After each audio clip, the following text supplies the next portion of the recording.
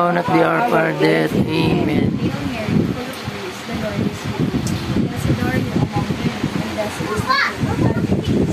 Holy Mary, Mother of God, pray for us sinners, now and at the hour of our death. Amen.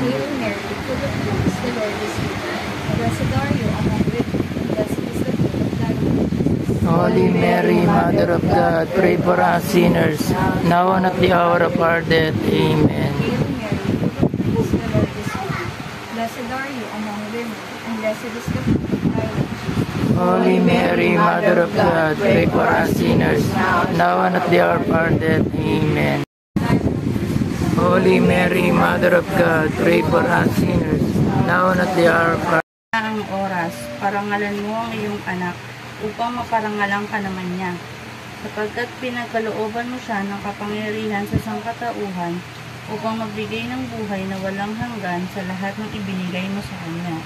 Ito ang buhay na walang hanggan, ang kilalanin kanila, ang iisa at tunay na Diyos at si Jesucristo na iyong sinugo.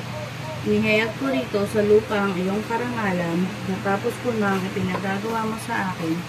Kaya Ama, pinagkakaloob mo sa akin ngayon ang karangalang taglay ko sa piling mo, bago paligain ang sanlibutan.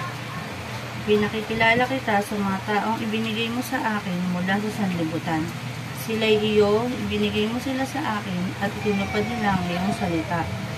Ngayon alam na nilang mula sa iyo ang lahat ng ibinigay mo sa akin, sapagkat itinuro ko sa kanila ang lahat ng aking nabatid sa iyo at tinanggap naman nila. Natitiyak nilang ako'y galing sa iyo at naniniwalang silang ikaw nga ang nagsugo sa akin.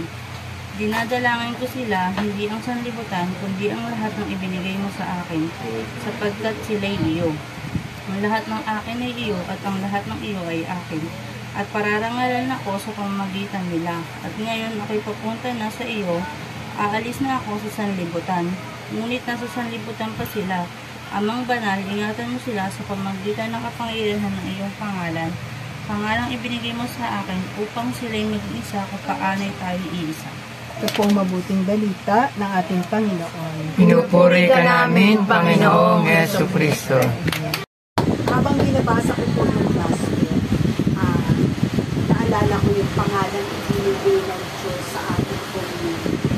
Kaya pala si CHN, no? Unang-una, ang ating pananampalataya ay Katoliko. Amen? Amen. At bilang Katoliko, kaisa natin ang Diyos Ama, ang Diyos Anak, ang Diyos Espiritu Santo. Ganun din kasama ang mahal na Birhen Maria. No? Kumbaga, kumpleto tayo. Kasi sa aming Ebanghelyo ngayon, sabi nga dito,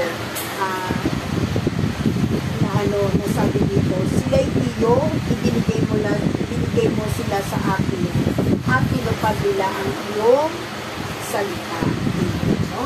Na bago pa man ang ating community na itatag ngayon, ay kilalang-kilala na tayo ng Diyos. Diba? Natawag na tayo ng ating Panginoon. No? At kung paano nananalig din tayo sa sinabi ng Panginoon sa Ebanghelyo ngayon, na tayo ay mula pa sa Ama. Amen. Diba? Yung sinasabi dito ni Lord, sila'y iyo